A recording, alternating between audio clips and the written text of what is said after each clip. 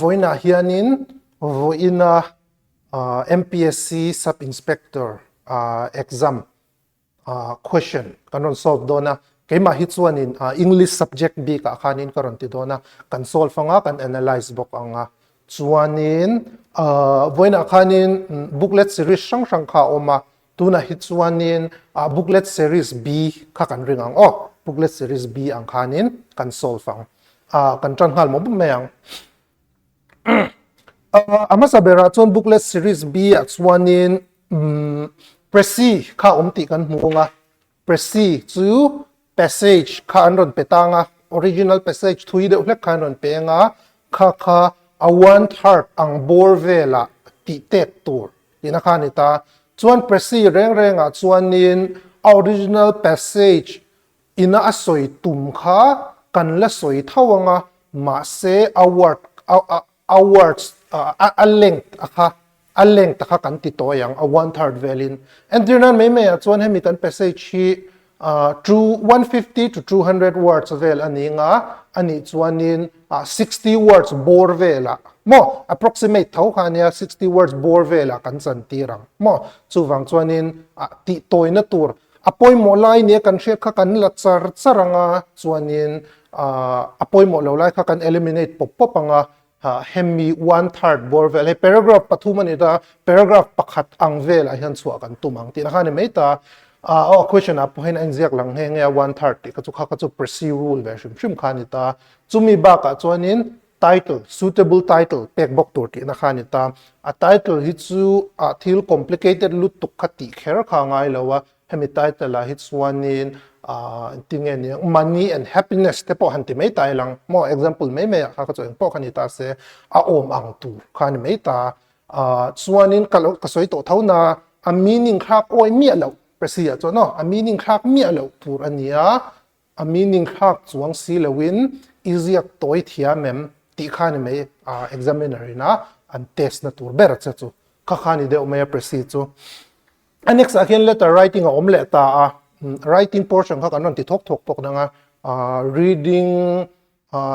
and writing comprehension and composition portion kha kan ti thok patanga grammar lu main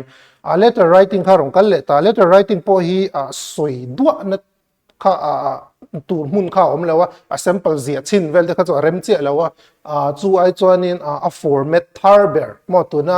government official letter format tharber ang kha kanon da chin me nga engineering chief ne na thon turania ke manika engliana kanika engliana ti zong khani meita abak vel kha chu mania pho chop mei tu khani ta current omlo jing lut tuk invenga current omlo jing lut tuk kha chu engineering chief ne na inva complain don ti na khani meita letter writing format at chuanin he atwai chin zong hi paper angin lo ngai tai lang at chung bera chuanin a sender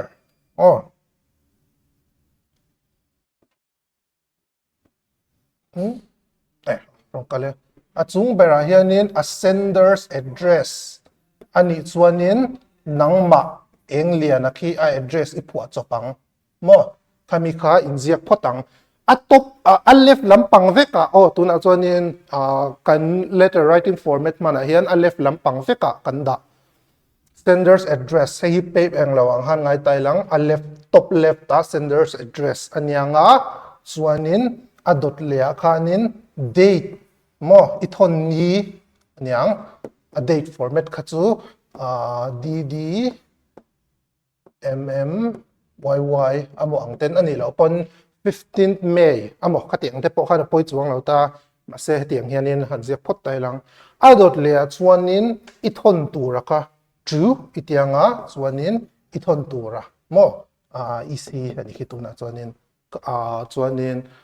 power and electricity department itilenga P&E department itilenga chuanin avenga kha power and electricity department omna venga kha iziak le bokanga chuanin anwai le akhanin a subject mo ithon chana kha complaint tur ani kha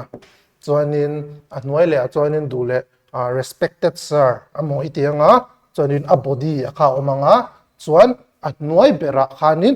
aveila ma vek o hengau hi aveila ma vek tran tur chuanin hengau zong hi a paragraph veila ma vek khan kan danga chuan nuai a bottom left ta thau chuanin nangma eng lian kha yours sincerely amo yours faithfully amo tipon khanin nangma kha in da mai don ani kha letter writing format verb chu ani mai ta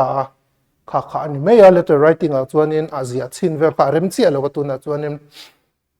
anexa chuanin reading comprehension test khan le ta reading comprehension a chuan ti hian passage chiar tur hi ron om ta lakim lo de bem ta hian lakim lo de phek ni ka thleng hei chu nang mani question sample a khan lo en ve thei mai anga tian passage chiar tur kha om ta passage in chiaranga in chiar chu in hrethia mem ti kha ai ron test don ta adot le khanin question chang kha om don ta ni a question chang a kha chuanin amasabera khanin filling the blanks sang deun hi masaber churanam dash exercise includes activities like running and swimming hei hi chu a question answer zong hi soi to ang khanin hemi chunga hian a om vek amasaber khi chu aerobic ani mai aerobic kha second paragraph a hian omin ka sia ei tlai hi a hin a ronom aerobic khanita anexa chuanin sedentary lifestyle can lead to dash gain ti khanita hei hi third paragraph a khanom sedentary lifestyle ti kha chuanin se lo lutuk inactive lifestyle mo lifestyle thutreng amo mutreng amo khatiang ang physical exercise om lo lutuk lifestyle ang khanita khatiang ina thlen thei sang chu ta hemi bi ka hena ronom ta gain bi ka kan du khan ta chon weight khan mai ta ni a synonym omzia chu a word meaning in ang ti khanita synonym of guarantee hi guarantee chu enge a synonym kan zonga ta hianin a passage sunga thau hian lo om le ta paragraph second paragraph ani mo synonym chu ensures mo hata guarantee yang khan omzia ai nang ta ni chuanin antonym ve hi chu opposite ve tung khanita diminish opposite kan du ta fourth paragraph kha chu amang diminish ti claim ani chuan opposite chu ti tam ti na khanita ti tam ani kha chuanin ha increase mo enhance te poi ani theina chin om tam se increase a direct antonym zok chu ne kha khani mai ta give one way school can promote physical activity ti ve thung hi chu thau hian omanga heta hi by including physical education in their curriculum ti khani mai what are the flexibility exercise mentioned in the passage so itong kana chung ahian om veka flexibility exercise asoi hawa khachu heta hi yoga and stretching flexibility exercise how chu ti chuanin next le chuanin enga tinge exercise si shisel na ta na that why is exercise important for overall health hey chu a general de leka ti lama khano ta ho hin le me yang chu that na san chu cardiovascular health ti chaknan ti thatnan te muscles ti chaknan immune system ti chaknan sang ho mo hetlai po hi ni thei thau exercise play hang ho po hi ni thei thau play crucial role in mental well-being ti ho po khani thei thau ta how does exercise contribute to mental well-being kami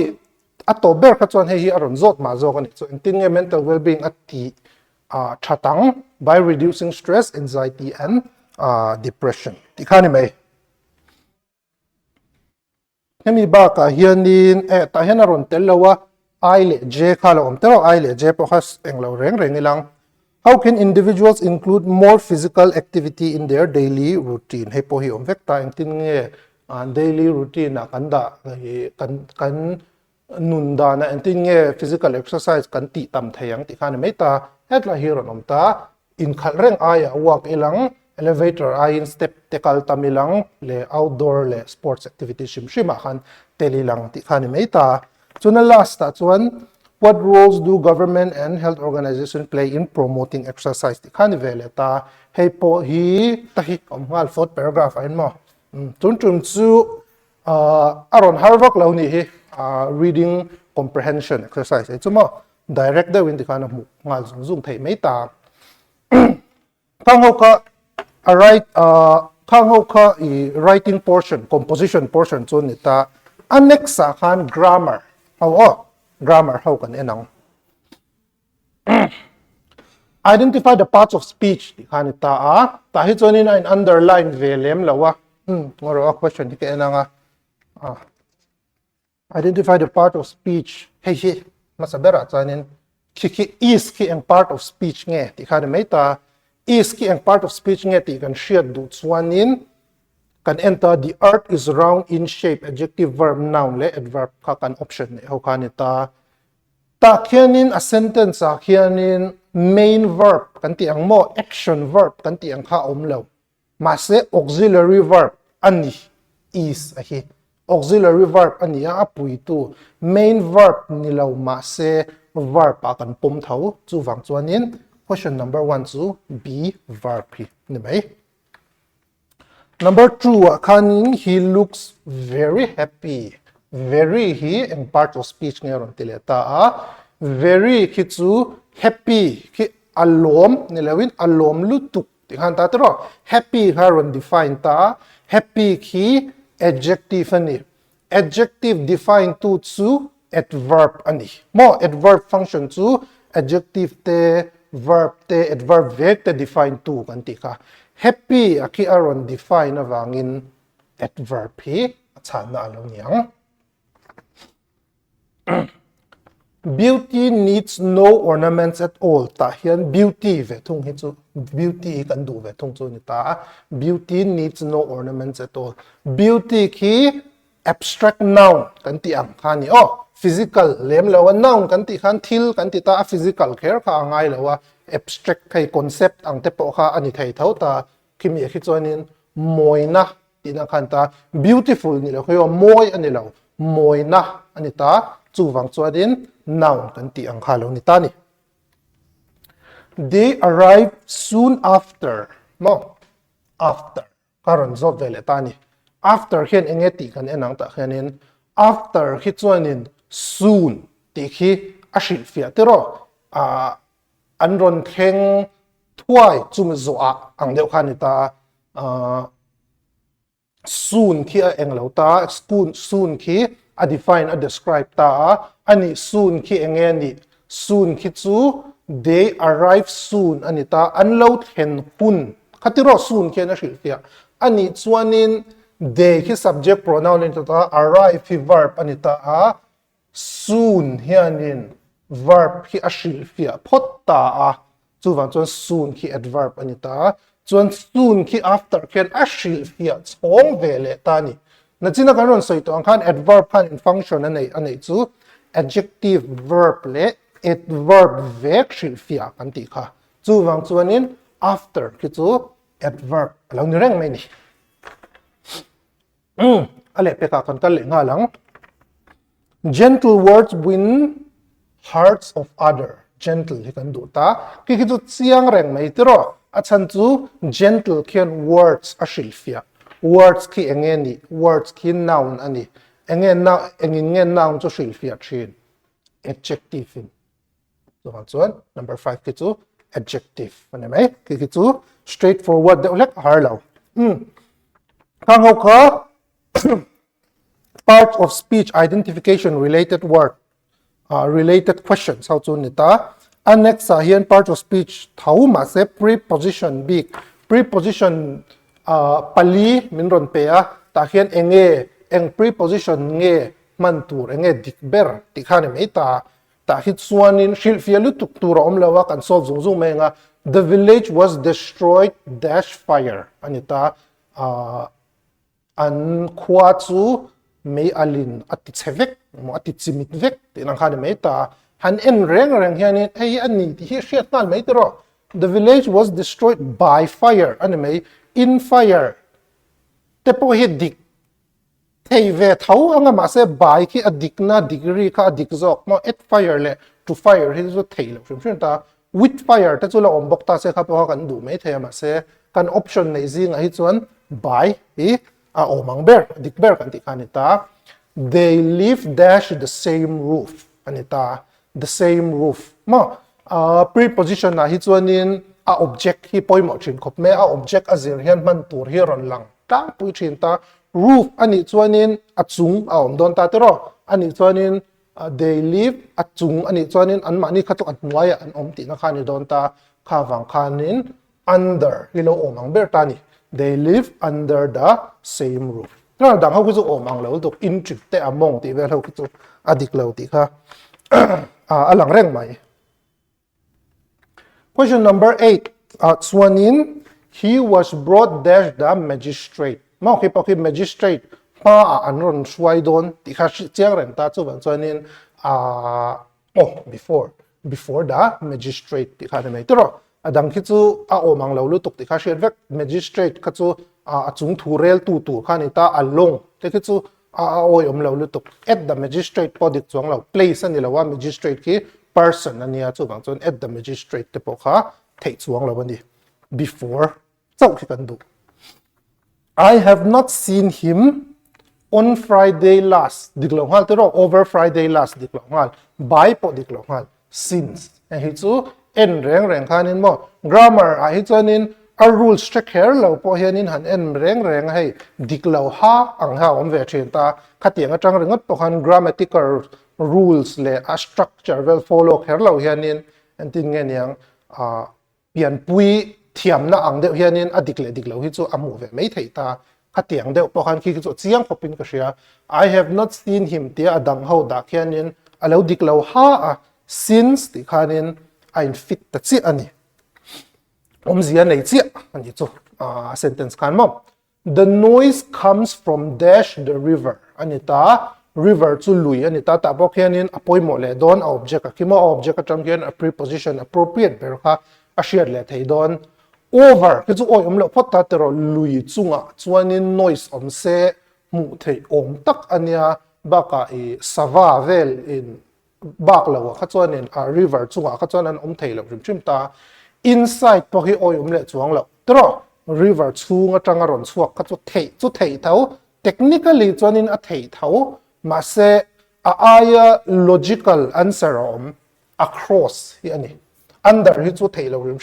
a geography dik lo rim under ke chu wang chuanin han en reng kherin across ti ki a lo logical ber ta ni inside the river te po ki dik thei dan chu om thau river chu a khanin nge sanga insual teng te lo om ta se aron ribeng cheng mai thei ta ma se oi om lo lu tuk ta khateng kha chu across ki a lo dik khap ta ni kango ka preposition related thau chun ni le mai ta chuanin anexa khanin choose the correct verb form hey chu part of speech I'm on tense related ani zok ta by the time we arrived at the station the bus dash anita heng option pali ikan nei ta enge dik berang ti khanita amatsuta hi chuanin by the time we arrive tiro di we arrive ni leon di chuwang chuanin past tense ani chuanin hei le hei kan du lo ngal top mai hei chan chu leaves hi chu present ania will leave hi chu future ani chuan left le head left past past verb past in past tense ani ti indicate tu pani kha kan nei ta engzo ki nge diktang ta hianin the bus left nge the bus head left kan ship tur chu left the bus left chu ni se past indefinite amo past simple kan tiang khani don ta ma se by the time we arrived at the station the bus had left hi past perfect tense ani past perfect tense a chuanin action pakhat action dang khen ma complete mo past perfect tense indicates an action completed before another action tiang deuh khani ta chuwang chuanin had left kan ti khanin khami kha a fulfill zok ani past perfect tense ani na khamo action pani in thua deuh hiam thina khami pakhat zo ma az soina ang deuh khani thin ta kan lo thlen ma in bas kha akal man tina khamo kha wang khanin past perfect tense definition amo past perfect tense kan man hun akha had ti kha te kan man hun akha had ti hianin aron ti past perfect don ta had atel khan chuwang chuanin past simple kha chu kan du lo had left ti hi kan du ani ale pek ve thunga hi chuanin I wish dash about the events I would have changed all my plans accordingly ki chu I future ani ve thung ta tiro future hypothetical ani ta a kita po khianin future ani kha chuanin present indicator how hi kan du lo ngal tells ti te hemo chu tiang bokin has told po hi kan du lo kan shia tura chu told ti hi past chu ni thauta tell told ang dewin a perfect a participle form po hani thauta chuanin khimi bi ka khi chuanin ama a past perfect ang thau khan action pani in thua ang deuh kha kan du mo achan chu pani ni tak I wish he had told me about the event I would have changed all my plans accordingly ti khan adik zo I wish he told me about the event ti ringot ke chu ashan khianin engen yang future definite aniang future indefinite aniang tero mase khitiang khianin sentence pani in zom ang deu ni wangin future perfect kan man kha true zok ta ka chon chu wang chon had told hi adik zok tani anexa chuanin by the time the project finishes mo na chira kha chon train ni kha chon arrive tani kha di atel kha finishes ani ve thung tu nai chuanin ala zaulo mo ma kha chon train kha chu alo thleng to tu na kha chon project hi ala zaulo chu wang chuanin we will have used all of our funds future ani dei kimi khi finishes ani wang khanin englo ani chuang lawa present ani chuang lawa chu wang chuanin present pay chu lo lo ship hey present pakhat chu we use all of our funds ti kha chu ve thau hey le hey chu kan du lo ngal ta amai ro chu a sentence akhi a zia kha a future zokha a ko kani project kan zo huna chuan kan mang zo vek to ang mo kan mang zo vek to ani lo kan mang zo vek to ang ti khan adik zo chu wang chuan a will have use ki kan du zok chu ni question hi kan en khanin inversion type kha tam khop me khi po khinia number 14 po hi inversion sentence kan tiang thau khania inversion na hi chuanin scarcely dash the bell rang mo the bell rang dash scarcely nilaw khanin mo scarcely dash the bell rang ti khan aron flip dewani chu a sentence structure kha ma se a omzia kha adang chuang lauta inversion anga hi chuanin had ti kan mangtlang pui had ka ti na chan chu heng ho hi kan du lo photta has hi chan chu present ani don ta rushed atang hianin pass ani ti kan thata scarcely was the bell rung ti khana diklo shim bokta did the bell rung ti hian adik teu mel via wa mase kha po kha kan du chuang lo had ti kan mangtlang pui ayang lawa chon mo a perfect indicator ang kha kan mangtlang pui inversion a hi chuan kan mangvek chuang lawa mase khimi bi ka chuan scarcely had the bell rung ti kha kan du ber chu ni number 15 na chuanin French as well as Korean dash taught there ti khani ta French le Korean and ta hi as well as ania n ani lo o n chu ni se thil pani plural subject angin kan lang amara chu as well as ti angte along with kan ti angte adang ho a khanin a subject a hi compound noun na siam lo mo plural noun na siam lo asan chu king ho ki abe bo a supplement kan ti ang mai khania a subject tak a khanan tel velo chu wang chuanin French le Korean lawin French bula Korean ang deuh khana kaldon ni chu a omzia chuanin khi plural anilaw singular anga lak tu singular anga kan lak chuanin plural ho hi kan pai thei are le where hi diklo ngale ni chu chuanin French had taught there ti chu adiklo ngal top a grammar diklo ngal chu wang chuanin was hi kan du chu alam ni ta ni kha ho khan ni le mei ta tense usage chuan next a hianin pronouns aron omle ta hai po hi part of speech noya ani thayang chu one must take care of ti khanita hei hi chu achiang reng mai one's health ti khamo athiang reng mai hei one must take care of one's health ti khari mai one ti kha chuanin tin nge yang a gender kha specify lo ta his kha kan mang thei lo ta it po hi gender neutral to ga ni ta tero ma se mishing soinam khan kan mang che ngai lo chuan there po hi kan kan du le chuang lo ta point a chan chu there ani chuanin plural lampang kha khok de lek ta one ani kha chuanin once ti kha alo dik ta ber alo dik ber ta ni a chan chu a gender neutrality ba ka a number kha hei hianin I agree ber khi chu hemti pani kan du lo nga ta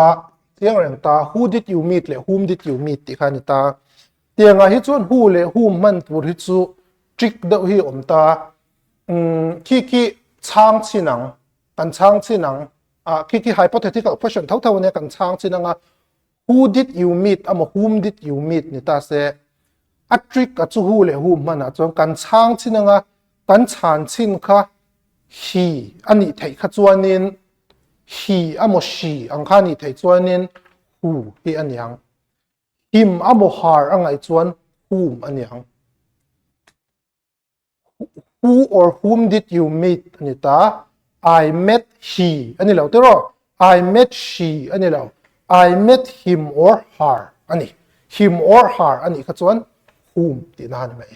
kha trick ve de wani who le whom man a hi chuanin kan chang chinanga kan chan chin na khanin kan chan chin na kha a subject form in nge a object form in a object form him her them anga a chan thei chuanin whom man tur kha question number 17 chu ni question number 18 between you and dash I think this is a great idea between you and mine chu diklong halta between you and myself reflexive pronoun po dictate trap ma se kan du chuang lo between you and I po hi dictate adik a ang lutuk ma se kan man thin ber chu between you and kan ti chuan between you and me kan mang thin a chan chu ki a object la ya anya a subject ani kha chuanin I kha kan mang thin ta tero chuan khiting me kha chuanin a object position occupy van ama a om wang khianin subject na khani chuang lawa ma mo nu khan om thei ve ve a kimi big between you and ti bi ka he chuanin me kan mang thin shim kha khala shim tai lang between you and me ani mai neither of the two brothers has called to say that dash will be home neither ang hitsu singular in akal kha chu a concord rule ve shim neither kan ti hi chuanin singular in akala ai singular ang akal ti chu ta po he na shiat ngal tero has atang hianin a shiat ngal mai ta singular ang chon kal lo se have karon ni ngai ta singular ang akal chuanin tiang khau hi kan du lo ngal kan mai ta chuanin neither of the two brothers aron ti khel ta brothers ati khutun a gender ha kan siang ngal ta ni chu a gender ha kan sian awang kan neither of the two siblings ti chu ni ta se gender neutral pronoun kan manga nga yang they kha dik thei mai thei nor two brothers ti kharon specify awang khanin singular kan du boxi awangin neither of the two brothers has called to say that he will be home him will be home to declare from shim he will be home ti kha kan chan na du ani leang anexa khianin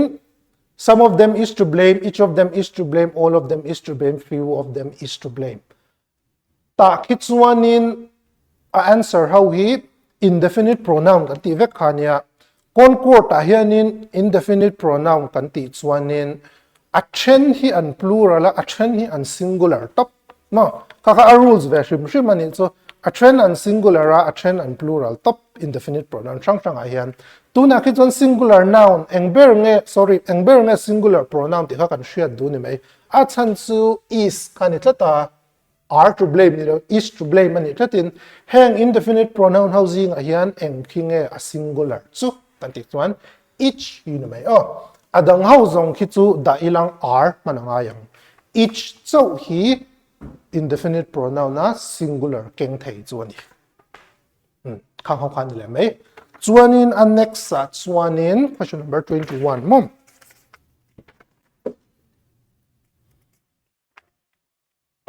question number 21 chuan In the given sentence, identify the segment which contains the grammatical error. Omzia chuan sentence pakhat ti henoron omtani. A sentence ki section, a segment shang shanga an chenta, a segment shang shanga khan khoi lai eng segment bera hian nge a grammar diklo. Tikhani tani.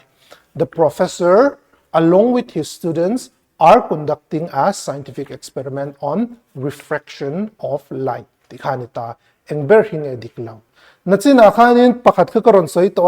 French as well as ti khan mo as well as ti ani khanin a subject ka ati plural law pati ka the professor along with his students anina a subject hi ati plural chuang law as well as along with khan mo along with his students pe ka tu pakhatin an tam nge amai ro chu aron lang masazo ka kan subject du akachunita chu wang chuanin the professor along with his students are conducting a scientific experiment on refraction of light chuanin concord diklaw kan muta the professor hi singular ani tlat chu wang chuanin are hi adiklaw ani chu achan chu tuna ka explain zo chi ang khan along with the as well as the verb kan man khanin a subject ka ati ange compound subject ka asiam pha law aron lang masa zok ka a subject alani thau the professor hi subject alani thau the professor hi as atel awangin singular subject kan chi a chu wang chuan are kha om kha rem law chu wang chuan adik law la ya chu hei hi ani mai are conducting a scientific experiment kantilai kha adiklaw lai chu ani anexa chuanin each of the employees in the company have received their bonus ke pok hi sang khan en chen leta na chin lo ka hang ka soi tero ka chu indefinite pronouns jing a khan each ani chuan singular tur ma se have non ti tut mai have ki chu singular ani lo tlat has ka singular ani ta chu wang chuanin have received kan ti lai hi alo diklaw lai chu lo ni le ta ni ta po hian anexa khanin inversion ron mangnual ka ti ka ke po ke inversion ron mang le ta no sooner the meeting began the director received an urgent call ti khanita nachina han ka soi ka inversion ani hi chuan had thi atelangai tlang puishin chu wang chuanin tla hi niang chu b a hian mo no sooner had the meeting began po kan du chuang lo began ani nga yang had aron ni chuan mo chu wang chuan b hi adik lo lai chu ni mai inversion ania had atelangai a chuan had atel chuanin a verb akha a past form ni lewin a past participle form kan du ta no sooner had the meeting begun tur anita kha khan ron ti lo wangin adiklaw lai amo tur chu tur ni kha b hi adiklaw lai chu ni question number 23 at 1 24 the reason why he left the job was because he had personal reasons ki adiklaw lai mai kha I atira hang ka hulok lawa ka ipon mase engemoni law in agree law lai law oma chu heta hian reason ati se heta hian reasons aron tile se kha nge a number in agree law lai kha omani chu ani chuanin di hi ni to men chutro he had personal reasons tilon he had a personal reason amote khani to nga ani law pon the reason why he left the job was because of a personal reason ang tepon kalse adik thainga mase kita es aron mande awang khanin adikla tantila chuni question number 24 it's one question number 25 despite of his hard work he did not succeed in passing the exam tikhena sang sang khan a sentence ka anron share sang le ta a ki chu a haw khop mai despite mzuahian of kan mangai lo despite his hard work pantimeng despite of his hard work pantingai lo in spite chunita se of khakan manga omzen ang rengta despite his hard work tile in spite of his hard work te kha omzen ang rengta in spite kha chuni se of ki kan duang despite ta ki chon kan mangai lo chu wang chon he hi adik lo lai chu ani mai bak chu adik lo na om shan lo khang khan ni mai adiklo correct tura khachuanin next ve thung hi chu grammar ai ma chon vocabulary test ang deuh khani le ta the politician's speech was filled with dash statement making it difficult to determine his true stance on the issue tinghani ta ni politician speech kha politician thu soi kha engemo statement kha an adjective amani ron amanga mase making it difficult enge asoi atak eng lam trang nge ani tak kha kan hre thei lo ti khana ta omzia chuanin a speech khanin enge thil chiang lo om don ti na ni thil chiang lo om don ti na khani ta chuwang chuanin adik thei lo ngal vek heng ho pathum hi chu adik thei lo ngal vek athu soi khanin enge thil ati chian lo awangin angai dan tak tak hriat thei lo ti nang khani deuta candid kan ti thei chu truthful tinang deuh khane kha wang khana diklo chun ta explicit te po thil soi fok direct dewo thil ti fok ang khani ta kha wang khanin a sentence zom na nen khanin a omzia kha dik thei lo equivocal kan ti hi ambiguous kan ti ten khanin synonyms ani a chiang lo the politician's speech was filled with equivocal statements kan ti che khanin hemi enge a sentence nu lampang kha omzia aron nei che ani chu adang ho ki chon enge a omzia enge I contradiction siam dei don adang ho kan da ki chuan equivocal kan ti che khen ambiguity mo ambiguous kan ti che khanin adang ho kha a sentence nu lampang kha omzia aron pechia ani chu anexa chuanin the teacher's explanation was so dash even the most confused students understood the concept. Omzia heminen hianin a meaning aron flip chia ta khi chonin a soi chiang lo lu tuka angai da na hriat thei lo ta khi chonin a soi a hril fia chiang lu tuka a confused thin ber te pon an hrethiam ani chuanin hei vague te ambiguous perplexing ti ho kha kan du lo chiang le clear kha kan du chu ni the detective was able to dash to the truth after carefully examining the proof mo ta khichuanin fabricate te hi chon siam chop ani ta chu chon truth ne ni chon kal kop mai lo chima obscure hi chu adjective ani dai hi chu kan du lo chim misconstrue po ki hrethiam lo ti na ne kan du lo ascertain ni kan du ni zong chuak ti nang kha ni ta ascertain ki thu dik kha azong chuak thei ta ni approve zong zong uluk taka en nu khan ti na mo fabricate ki om ang veti ber chu ta ma se fabricate kan ti chon thil siam chop ang khan ni ta kha wang khan kan du lo zong chuak ti kha reng next chuanin the chairman's decision was dash leaving no room for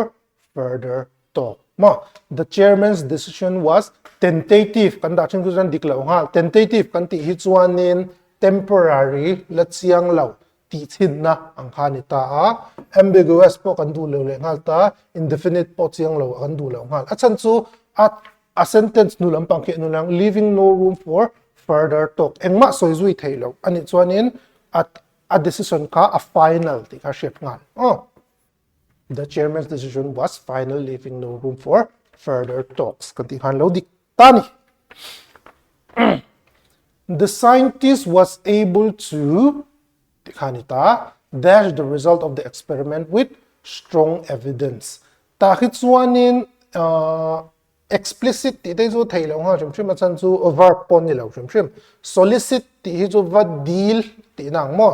solicit advice ti ha kan mang tlang poita va deal ti nang khan ta ka po kha kan du lo ta result a deal mo om jem lo chim elicit ti kan du chon hei poi adjective thaw ania kan du chuang lo tu na ki chon verb kan du tero was able to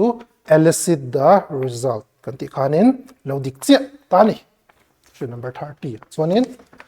chuanin anexa khanin annex po hi grammar ai ma chuanin vocabulary test thawani a speech given without preparation mo in prepare lok pi alawa thu soi top hei chu competition atam mai extempore ante mai oration ti ko thu soi top khanita I'm prepare lo kha soi lem lo ta without preparation ke kan du kher ta rhetoric kan ti ve thin hi chu mi convince tum dewa tum nei ran nei ham agenda nei ran thu soi ang kha rhetoric kan ti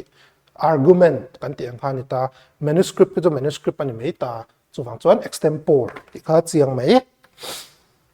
one who does not believe in the existence of God ti he theist kan ti hi chuanin one who believe agnostic kan ti hianin chiang lo ho pious kan ti hi chuanin mi devoted de religious de chuanin a oi lo bur ho chu atheist hang ho kan tika x vector a oi lo bur ho kha atheist kan ti ho chu ni agnostic hi chu a om le ka chiang lo man ti ta kha atheist ne na an lo na theist ti chu a om ring ho pious kan ti hi chu a om ring mai ba ka dedicated lutuk mo oi lutuk ho ang ni chu a place where birds are kept hei po hi ang lo mai aquarium te hi chu sanghadana ti kha kan she mai ta nga barn po hi chu enge domesticated animal kan dana ang deu nyang barn hi chu mo bong ti velte chuanin apiary ti hi khwai dana ani vele thung ta sava kan dana thin chu aviary hi lo niang birds kan ti hi chuanin an adjective and avian kan ti thin chim chima chu tiang atang te po chuanin answer ka calculate chu mai thei hi chu a word or a phrase that reads the same backward and forward and a word omzia chuanin hemi a hi chuanin word kha omtanga a word kha a letling zong chia pon da ta ilang ala in ang rengang tina kha ni ta ni teng hi chu palindrome kan ti theno euphemism kan ti hi chu thil engemoni explicit lutuk le vulgar lutuk aya kan man thin khanita entirnan toilet ti te ang aya khan restroom ti hang kan mang thin ta kha wang khan soi kha lo nuam de lek ta may I go to the toilet ti achon may I use the restroom te kan ti ta khatiang ang thil vulgar lutuk aya kan man thin ka euphemism kan ti chunita oxymoron ve thung hi chu a word pani aron omanga ma se a in contradicting a word pani khamo oxymoron example la chuanin deafening silence kan ti ang ta khamo deafening silence ni si a deafening ka a word a ka chuanin aron in contradict ta ma se kha po ka phrase man thin tho chu nia khating ka oxymoron chu ni ve ta anagram ve thunga hi chu a spelling in ang che thawa a letling zong chia don lo palindrome kho a letling zong chia kan da po khanin ala englo thei ta a letling zong chia kan da khanin anga yang che khani ta anagram ve thunga hi chu a letter a khain anga ma se a letter mang khan word dang kha asiam thei palindrome ni mai ok hi chu a person who walks in sleep hay hi chu hay hi ni mai tiang te zo mu thei lo ti dang khane pessimist te hi chu thil a thim zong hli ra thli rang chi kanita vocabulary ki chu om je khati kha kan soi zel mai ta khi chuanin sleepwalk thri nang kha chu somnambulist kan ti ang kha ni next chuanin hei po hi spelling thiam lo ani mai ang chu select the incorrectly spelled word ti khan mai ta ineffable connoisseur belligerent idiosyncrasy ti khanin kan en wang chuanin hei hi adiklo ti kan mu thayang belligerent ti hi a kan mangai lo tro belligerent evek a om lo belligerent kan ti khan lo dik te abak chu a spelling adik vek so thui vak lawang heng hawi chu dilemma entrepreneur exuberant less surreptitious epo hi h kan du lo exuberant kan ti chuanin exu to pan mai so wang chuanin a spelling diklo chu c ki ani annex chuan onomatopoeia oma precipitous oma parsimonious oma quintessential om boka ta hi chuanin precipitous hi diklo hetlai u ma sa zok he tel lo precipitous ti kan spell ka chuan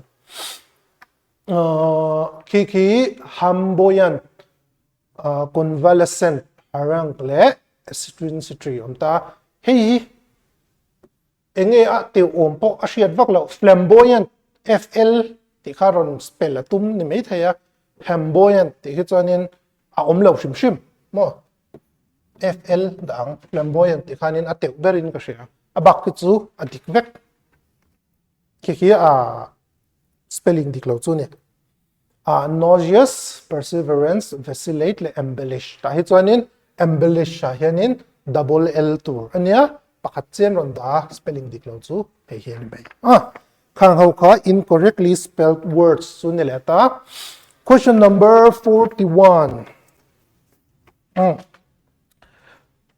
given below are 4 jumbled sentences select the option that gives the correct order mo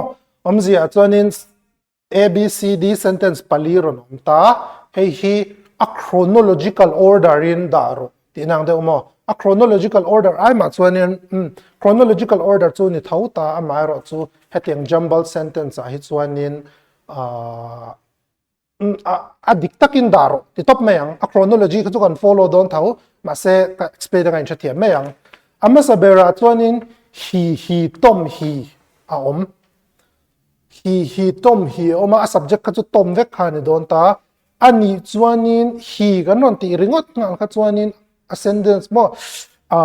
a statement tran na hi kan ti ringot kha chuan adik lo hrim hrim a chan chu pronoun chuan engemoni aya o thin ta atira kha chuan tunge kan soi kha kan soi masak ber nge ngai chu wang chuan tom hi kan soi masak ber ngai tro tom hi kan soi masak ber ngai ta khata tang ringot po khanin ama saber te kha chu hriat te ta chu wang chuanin si hi ama sak ber don chuan hei le hei kan du lo hal mo Tom woke up late in the morning khani ta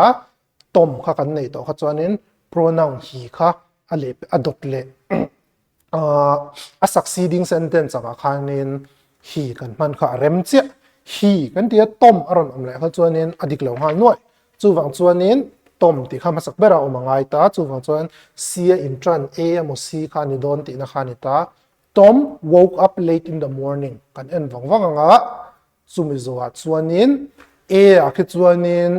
bek ala a man mo de win a chuak b a chuanin athawa tro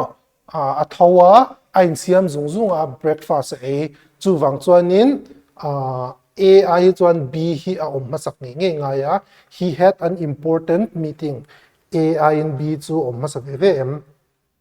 b ta om masa ta po om masa ma se ta hianin d hi alak lo la ya an ron da chut omzi a chuanin athil ti kha soi kha chuanin athil ti soina kha da dun tur tirani chu athil ti soina kha kan da du nang Tom woke up late in the morning kan tianga he quickly got ready and ate his breakfast in a zomanga he picked up his bag and rushed out of the house chuanin thil ti ni to lo tro da jon statement dang haron ni leta he had an important meeting at work aron niang chu wang chuanin si hi kan du chu niang hei hi 1 2 3 4 ang do na kalang Tom woke up late in the morning chuan he had an important meeting at work ti po hen ron zom se poi chuang lo amara chu hemi te pani hi tan eng lo du lai kha chu ni ta hei hi 4 hi 2 le 3 in kara ron om hi thiang lo 2 le 3 ma amo nunga khana om khana ni ta a hian a in kar an ron da chu ta kha wang han kan du lo ta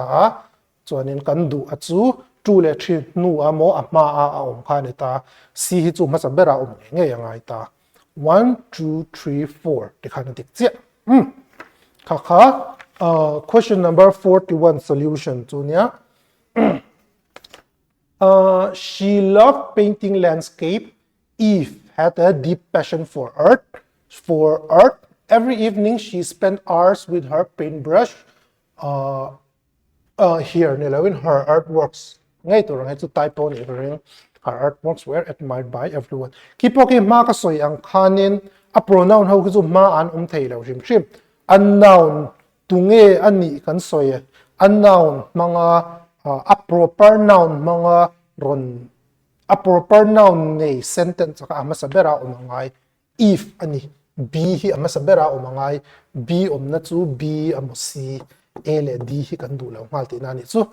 Eve had a deep passion for art ki hei hi number 1 ani nge ngai ta chuanin Eve had a deep passion for art. She loved painting landscape omta. Every evening she spent hours with her paintbrush. Her artworks were admired by everyone. Tikhanita ta khitsuanin amasabera chuanin athil ti tunami ang khitsuanin ama khachuan toman khami zinga atti angkha aron soita tuna hi chuanin chronology angarem tia khachu atheilo ta atti thin habit angde ani zok ta tuna khitsuanin amasabera chuanin b khichu kan du chiang ta adot le a chuanin hei hi kan duang she loved painting landscape tikhmo kan duang chumi zo chuanin hei hi kan du leang every evening she spent hours with her paintbrush chuanin mi zong in I appreciate tikha umzia chuanin B A C D ang tayo na kaldon ni Eve had a deep passion for art zo every evening she spent hours with her paintbrush tikha aron kal ma thiang lo ani chu achan chu achunga khanin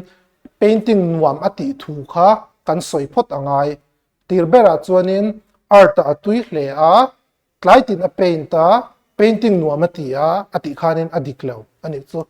art atui hle a painting nuam atia tlaitin a paint tree kan ti khana dikzo chuanin a painting sau chu min moi an ti hle ron dikrap ta ni ron natural ta aron aflo kha aron natural ta zai atinga kan da chuan ma ei kan du lo ni chu B A C D ti khana dikhe kipok hi tu na ka soyang tau khan day kharon ta chu vai chuan ma sabera chuan B hi ani ngal don chiang sa a proper noun a common noun na a noun na shim kha kan du ni so the family kha B a in tran ani chuanin C le A atanga ron in tran ron ti ve rengot thau hi chu kan pai le ngal da yang the family decided to visit the beach anita they were excited to spend the day there Roma they packed their bags with snacks and sunscreen the children ran towards the wave as soon as they arrived masaber at chuanin a noun kha kan du ta tero beach kal kha andu kha the family kha kan du ta kha chu chiang ta adot le a khichuanin a khichuanin a thlentir dei to tero they were excited to spend the day there a khachuan a thlentir ringot to a kha kan du lo adla chuanin c khi kan du zok an la in prepare na lai ki tero a tirber chan decision na om beach kalan rel an kal nga top lo anin prepare pot BC ani ngai tero chu wang chuanin true ki C ki a sequence a chuan number 2 ron ninga chuanin chumi zo a chuanin BC hei chu BC hei kan du lo han chu hei hi chiang ngal hei hi 3 4 tikhena tikang bichakal decision kha omta chumi zo preparation omta chuan 3 a khianin appreciation ani ang chu 4 khi a enjoyment ang deuh khatikhan a natural sequence ka dik chia tero bichakal unrela anin prepare an thengan nuaman ti hle a no pang hau kha nuaman ti hle BCDA chu omse adik zok don ni khi BCAD a chon mo BCDA achan chu D a hianin an thlen ve le a thil kheng khani tlat ma se BCDA omlo to BCAD hi atek ber chon ne ta chu ma chon BCAD hi kan pom me ngai BCDA chu omse BCAD a hian adik zokang Anexa chuanin he looked at the sky hoping for rain. The heat was unbearable in the afternoon, but the sun continued to shine brightly. He longed for some cool breeze. Mo kikitsu noun kha omlem lauta tira kha chuanin van lama ena ru abei sei ti kha chuan tran thei don lo chiang ta kan han en wang chuanin bat po hena tran thei lo wang tro bat po hena tran thei don lo chiang sa he longed for some cool breeze point tran thei don lo hemi statement hi masabera chon o mangai hei wan ani ngai The heat was unbearable in the afternoon. Tia in tron khi ngai. Abak kitu adiklo hutlat. B in tron nun chuan A le D hi kan eliminate le thei ngal ta a. Chuanin the heat was unbearable in the afternoon. Anita a adot le a chuanin. But the sun continued to shine brightly. He looked at the sky hoping for rain. Ani chuanin C a hian A hi o mangai tiro. Achan chu vana en chau khanin ni asa ti kha ashadona ni. Hemi look at the sky makianin ni asa ti kha ashathailo. Chu wang chuanin ahma ayin aron kalangai. Hei hi amasak zo kangai. Chu mizoa hei hi ni chawangai. Chuanin atober ka chu thi vot nuam tak ron tho heu heu se ti kha ni ta kha atober akal ve thunga. Tikhianin adik chia alum hle a kha chu nu a khanin van lama ena ma se ni lo sal ni lo la salu tuka khiron tho se ati hle ti nang kha deu khanyang chu wang chuanin B A C D ma B A C D B D A C hena dikthai thaw ma the heat was unbearable in the afternoon hi long dikthai lo he hi dikjok B A C D kan ti hena dikjok khami a hoi chua pot lo ka chonin thirun tho se ati thai lo ma lumati hle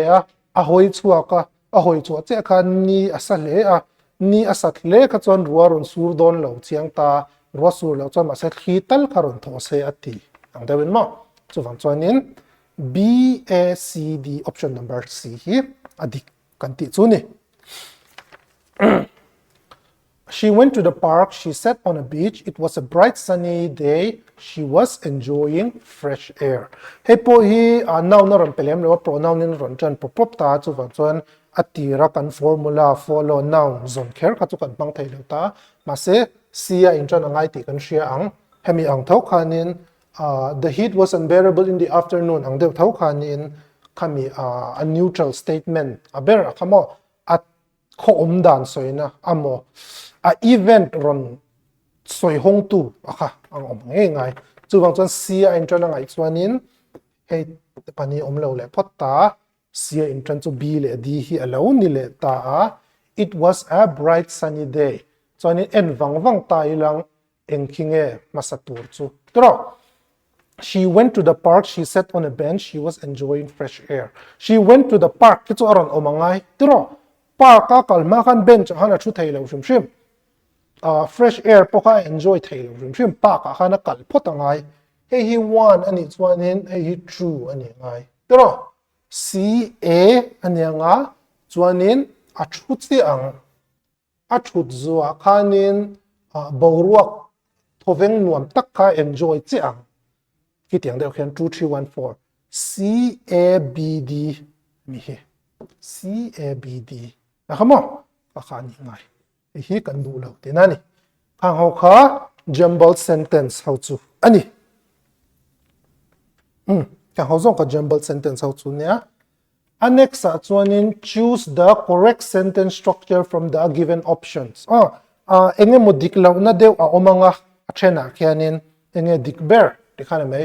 although he was tired but he continued working although he was tired yet he continued working although he was tired he continued working although he was tired but he continued working ta hi chuan a dikber to see hi ani ngal mai a chan chu adang ho zonga khianin conjunction pani an ron mang he was tired although ti atel vek to a hetlai ma oma wang khan conjunction ani lo pha chuang lawa hetlai po hian se a meaning kha dang a meaning kha in change suang lawa omzia chuanin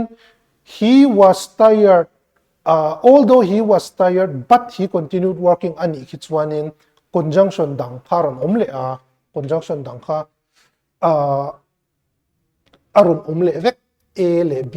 but le yet le but entro ki khau chu omlo se chuanin adik theyang although he was tired kami a englo tu kha a om to thawa wang khanin conjunction dang kha kan du to lem lawa conjunction dang ve lo na ber statement kha kan thlang chuak mai although he was tired he continued working Although he was tired, yet he continued working. Ti vel takit chu a meaning chu adik thau a kha to viau na ala thok trang engemoni thon thu vel te zia kilang approach kat ti flowery de du ilang engemo a emotional intensity vel chu ed du ilang kha aman thayang mase a formal verb hi kan du tlang pui examination point of view chuan chuwang chuanin si hi ani mai inversion ka anon war lu tuk kati han china ki dangaron am le to no sooner had he left then it started raining. No sooner he had left ito aron invert lo ngal kandu lo ngal ni so ito no sooner had he left thau ni ta no sooner he left pon lo ngal inversion na hidon had amo has amo have ka kandu tlang pui ka kantita chuanin hemi te pan hian aron mangdik si aveve ta mase then he can do so when I chuan no sooner had he left then it started raining tikha kan lo du zo ani question number 48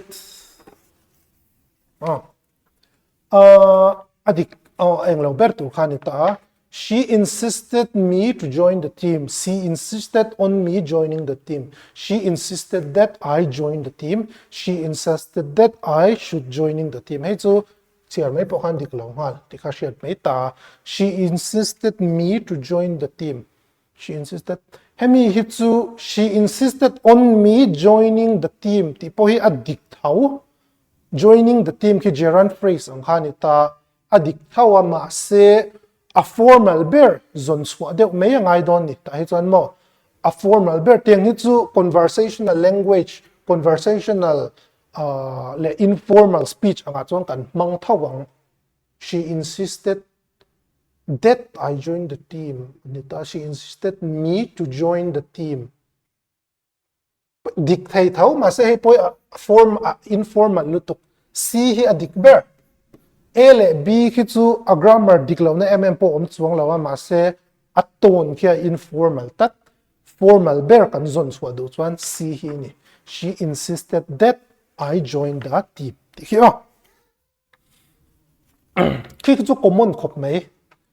she prefers coffee than tea she prefers coffee more than tea over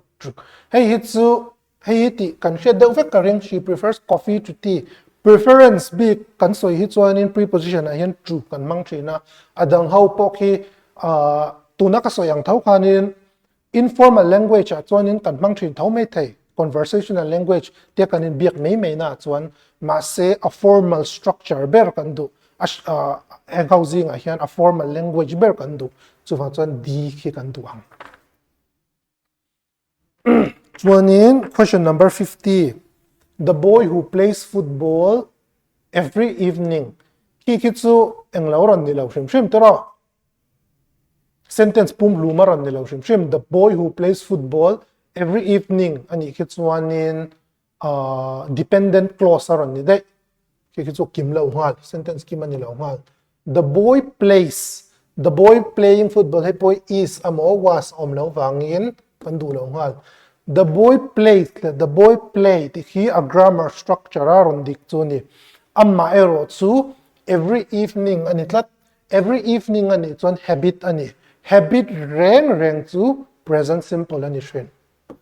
Present past ayan habit kan soivak ngailo. The boy played. Aron diklaw nga shim ni hi. Past poron ti do said the boy played ani ka nga shim ma. A grammar structure a diktuang law di po. Okay, a grammar structure a bikiron dikhapta. So an shit reng to so the boy played te hizo ronita se anon te dik suang lauta ronita se a grammar to adik may melve o kati thaita mero so anon ti suang lau shim baka lau shim prim bok tai lang habitual occurrence ang reng at swanin present indefinite present simple kanti ang kakan function complete the sentence with the most suitable phrase. Kind of so, had it not been for his timely intervention, hun takatsuanin ron enroll law sets one, hun takatsuan ron enroll law sets one, ani so the situation is improving, the problem was solved, he will be appreciated. Zong he kan du lo ngan. Se chuan a che tu lang te khana kan khangai ta, the situation would have worsened. Ti chau khi dik tro. Hun takaron enroll lo se chuan he thili a thang. Omzi om lo de. He thili ol takin kan solve fang. Mo omzi om lo de. Hun takaron enroll lo se chuan in a che to ngotang a che tial lang kan tiang khanin omzi kha om che ta ni. Not until the investigation was completed. Ma, a investigation azo ma khachuanin tinakhanita, the truth had already come out. Omzi omlo toro investigations zo ma main a truth aron squawk aron ti. Omzi omlo investigations zo ma kan or authority ten to the country to. Omzi omlo investigation azo not until the investigation was completed did the truth come to light. Has the truth been revealed? Poi dictate how mase grammar adiklo. Achan chu has ni khajon present ania mase ki was ki kan ne sia ka kan past ka kan du jok ta. Did the truth come to light ki kan du ber chu ni. Achung pani ki chuanin a sentence meaning aron soi sa de kan du lo shim. Chu wang chuanin anwai pani kan consider jing khan a grammar adiklo jok ka kan pai le a. Did the truth come to light ki low in fit diktazai ani. Only after years of training, Anita, only after years of training, he understands the importance of patience. Was he able to master the skill? He is learning the technique. He can easily perform the task. Kikitsu a meaning anga chuanin adik de khap mai kumtam tak training ane nu a chau tikhanita.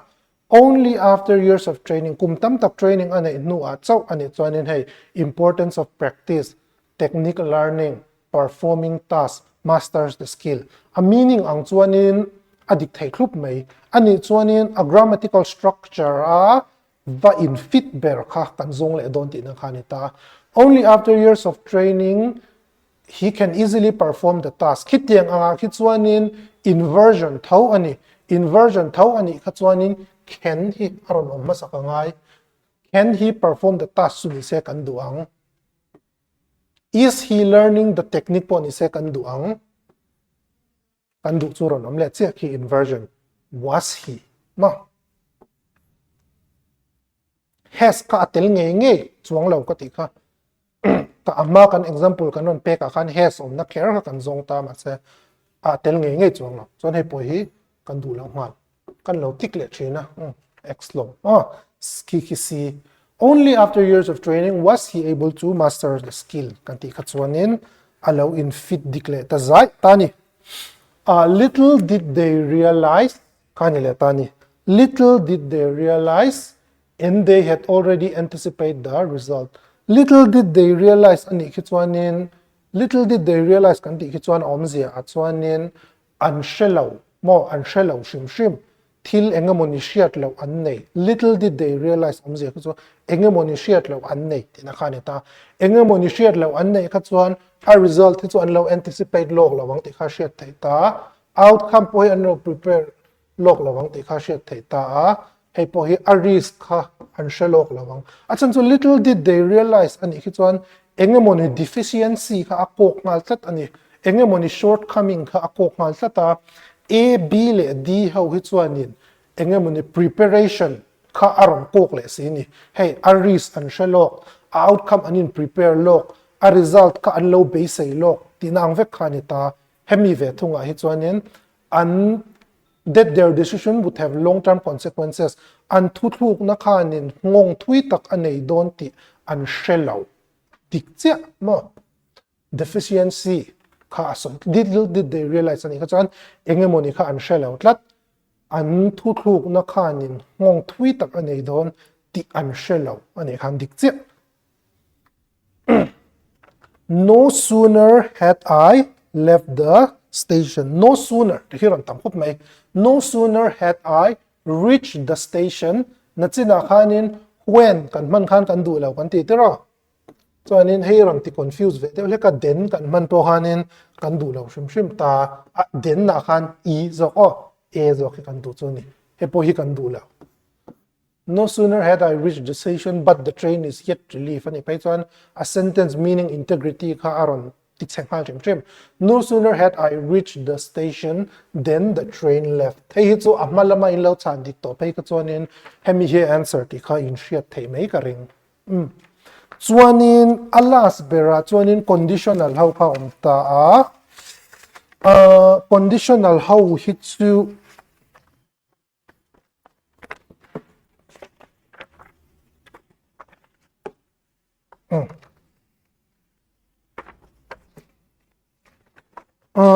a common lo de ka heng ho hi conditional how hi conditional a hianin conditional statement kan ti hianin chili o ma chu ho chu kan soi phatange zero conditional level 0 tikme ma zero conditional kan ti ho kha oma ma sabera chuan khang ho kha general truth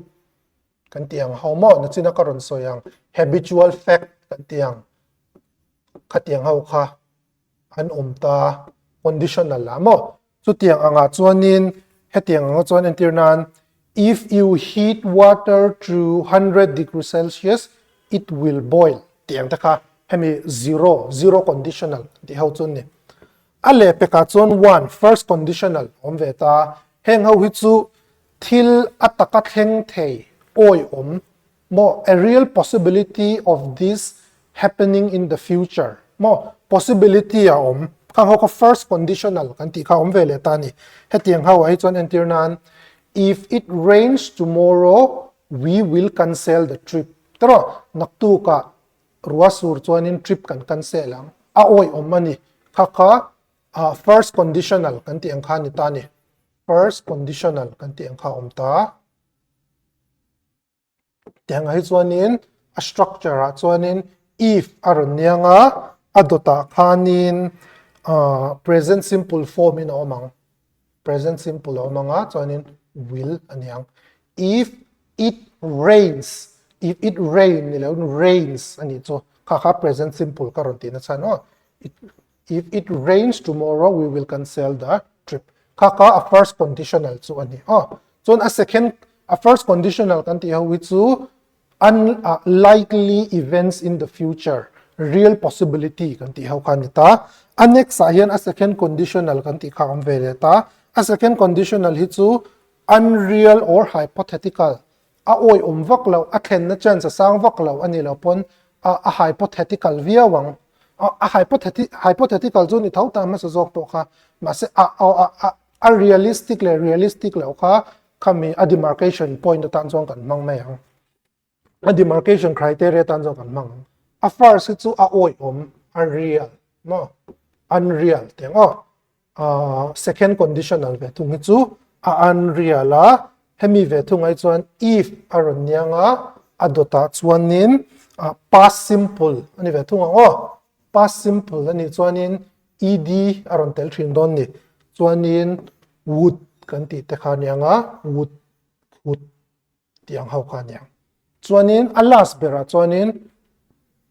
third conditional kan ti kha vele thunga third conditional second conditional hi englawatan present le future atan ni chuanin a third conditional hi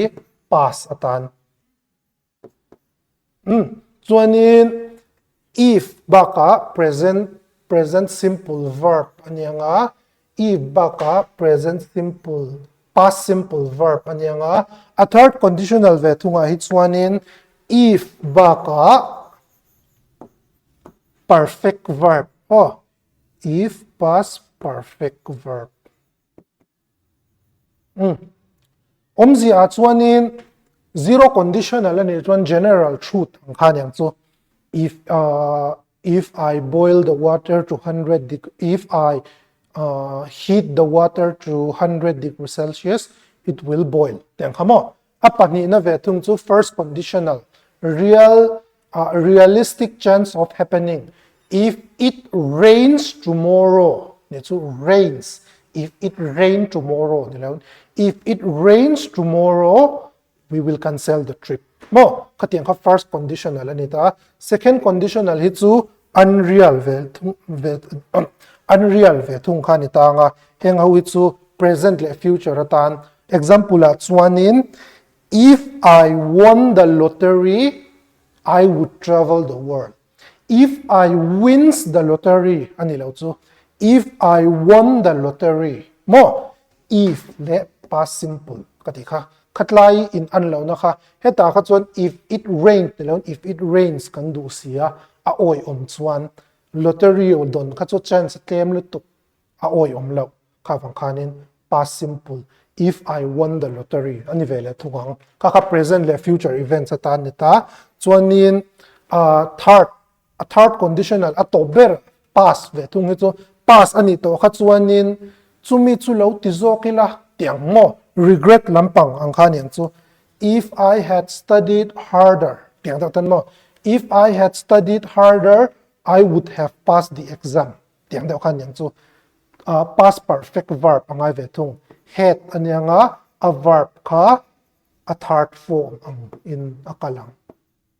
ai hi a common lo de le ka wangin a rules how kha karon soi zuai ani a conditional sentence bi ka chon mo a last tan ka soi le ang general truth ang ani ka chon zero kha kan chi hrin ta first conditional a hianin a oi om lo thil thleng mei thei ani chon a oi om kan tianga if ba ka khanin a present simple verb is te kan tel na thin kha kan mangang a second hi present le future atan bi anianga a oi om lawang unreal situation aniang tianga kha chuan if ba ka khanin past simple verb ed kan tel na thin ang kha tiang kha kan mangang chuanin would le khut kan mang bokang ta hian will kha kan mang ta he would will how kha khami in an lo na khamo conditional sentence a kha chuanin amas zo ka khanin conditional sentence shimshima chuanin dependent clause le independent clause karon omdun shimshim don ta chuanin at heart ve thunga kha chuanin past anianga if zo khanin past perfect verb had past perfect ani chuan had le verb third form kha kan du thinang tiro khang ho khani ta ni chuwang chuanin kan edang henga wisharengin ama sabera chuanin I don't have enough money so I can't buy a car kan enang tiro I don't have enough money so I can't buy a car ki present ani tiro I didn't ani lo ta chuan poison nei lo ki chu a unreal kan tiang tiro hemi a real hi ni lawang chuwang chuanin a second hi kan mangdon present ania a oi om lo bok ta chuwang chuan a second hi kan manangai a second a chuanin if anianga chuanin past simple kha kan mangang tiro a second anianga chuanin past simple kha kan mangdon ta ni ani chuanin as englo shim a hian have karon telawang kan have chu tel dung ngei don ta if I had have ki a englo wang ani chu a perfect indicator ani lo ta hian have ki a main verb ani annei kan ti possess kan ti na khami englo na khani I don't have enough money ati khanin chuwang chuanin if anianga I had enough money would khuthi kan mang du bok ta I would buy a car e hi atikang if I had enough money I would buy a car achan chu present tense ani a oi om lo boka second conditional hi kan mang don second conditional a chuan if anianga chuanin a past simple verb anianga chuanin adot le a independent clause azoi tu a khanin ut kan mangang will ni lawin mo if I had enough money I would buy a car past ani angai ni chu a first conditional a chau hian in present kan mangania a second le third conditional a kha chuanin a oi om lo chi a kha chuanin past vek kan mang chu wang chuan if I had enough money I would buy a car option a hi kan du cha chu ni I can't buy a car ani wang khanin I could buy a car ka omang zok tak chu ne ma se a could le would hi chu interchangeable na chin kha om thau You must study regularly in exam. You must study regularly to do well in exams. Hey hitsu a oi omve thung tiro lekha easier that chuanin exam a thatakin iti ang a oi omlo na kha omwak lem lo. Hey chu a oi omwak lo poisa kha chu nga poisa chu nga ilang ati nga ilang hey chu lekha zero nem ilang swan it han ta ka wang khan a oi om de lekta chu wang chuan a first conditional hi kan mangang if doa present simple kan du don ti na ni chu if anyanga if present simple kan du don swanin studied hi chu past ani tlat mai kan du lo have studied hi chu present perfect kan du lo had studied hi past perfect ani vele thung kan du lo hi kan du chu ni if you study regularly you will score well in exam you will do well in exam ronti lolo se thamei turani hai chu if you do well in exam taka a first conditional rule kadang do chan if you studied regularly or if you study regularly di hi dikzo a first conditional hi kan laman awangin if you study regularly you will score you will do well in exam score well in exam ala dikvek thawe a verb karon thak ma se umzia kha ati che chuang lo number 58 ve thung chu she is not careful so she often makes mistake kan ve thung ta ni tro she is not careful so she often makes mistake ki chu is ani bokawang khanin is ania often makes a in present ti kan bokta present ani khachuanin hi kan du ta ni a second conditional hi a second conditional kan du chuanin if she not careful aquí aron ti positive data if she were careful if she were careful she would not make mistake hetlai ang lo nan ron tha kan so hemlai hi an ron ti positive de tlai an ron ti negative de ani chuanin if she were careful she would not make mistake tro a second conditional ka chuanin past simple ka kan du wang khanin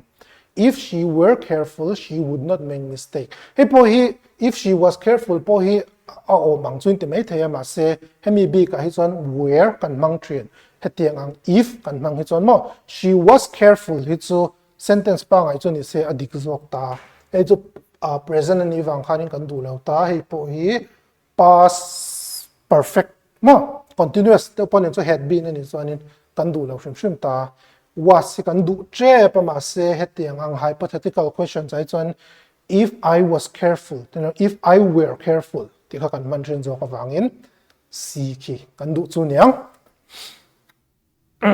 they speak too fast so we cannot understand them they speak too fast they spoke too fast they speak too fast ani le tlat chu wang chuan present bok ania a second conditional thau kan du if do past present sorry past simple past present chu if do past englo simple thau kan du don tan ta they speak too fast we cannot understand them ani chuanin they